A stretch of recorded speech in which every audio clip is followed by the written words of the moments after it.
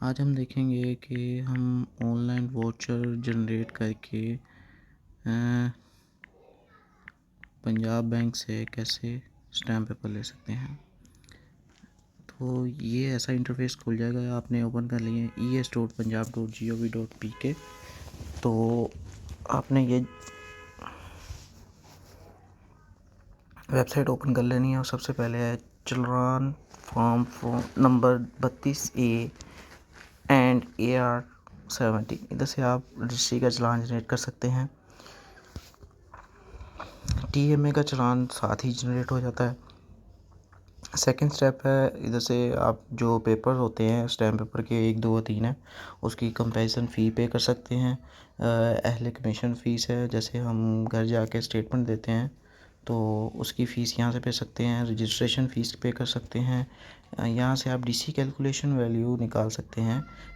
अलग अलग मौज़ा, जैसे मैंने आपको बताया था पिछली वीडियो में कि हम ऐसे फ़र्द ले सकते हैं मौज़ा ज़िला वगैरह दे के। तो यहाँ से ऐसे ही हम अलग-अलग डिस्ट्रिक्ट का रेट दे सकते हैं अपने अपने चक का, जैसे आप देखना चाहते हैं। यहाँ से हम जो चालान हमने बनाया हुआ है वहाँ से रिप्रिंट निकल आता है।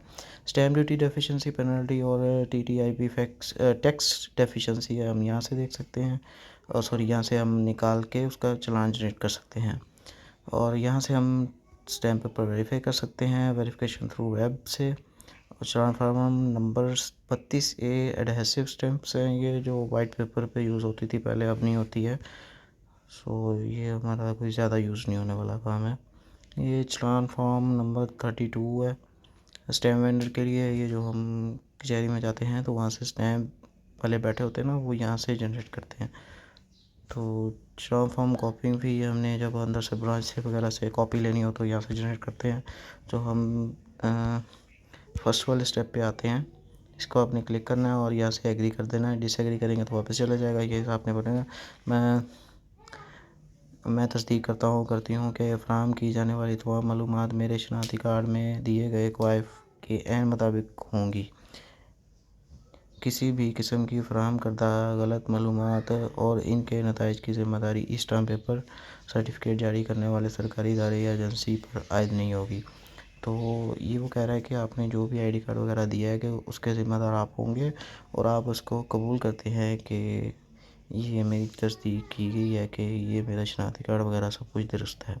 उसको फिर आपने एग्री कर देना है।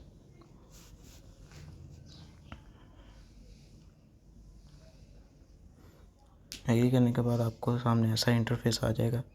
सबसे पहले है जी चालान डिटेल है, आपका मौज़ा है, अटक है, बहावल नगर है, भावलपुर है, बक्कर है, चकवाल है, चनियोट है, डेरा गाजी खान, फैसलाबाद, गुजरावाला गुजरात, अफजाबाद, झेलम, जंग, कसूर, आगे जैसे भी आपको लाहौर है, मरी है, मुल्तान है, जो भी आपका डिस्ट्रिक्ट को आप यहाँ पर सेलेक्ट कर सकते हैं। आगे तहसील आ जाती है, जैसे आप डिस्ट्रिक्ट सेलेक्ट करेंगे आगे तहसील ओपन हो जाएगी। ठीक है जी। बुहाना है, चनियोट है, लाली है।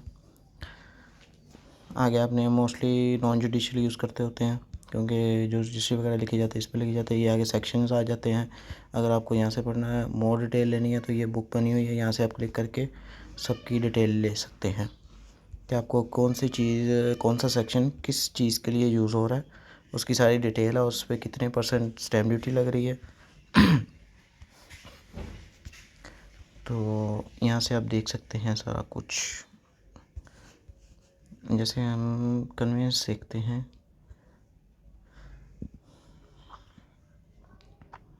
जी this is conveyance in the case of immovable property. In case of immovable property in an urban area 1% of the value of property, and in any other case 3% of the value of property. मतलब आप urban area में देखते हैं तो 1% stamp paper है। ठीक है। In the case of registration अगर 5 लाख से नीचे है तो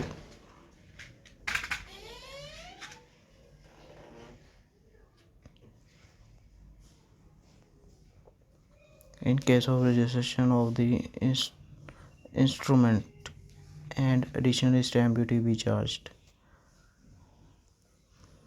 does not exceed rupees 5 lakh and ₹1,000 if the amount of consideration exceed। बाकी की वीडियो में हम कल पढ़ेंगे। आज के लिए इतना ही। ओके, अल्लाह हाफिज़।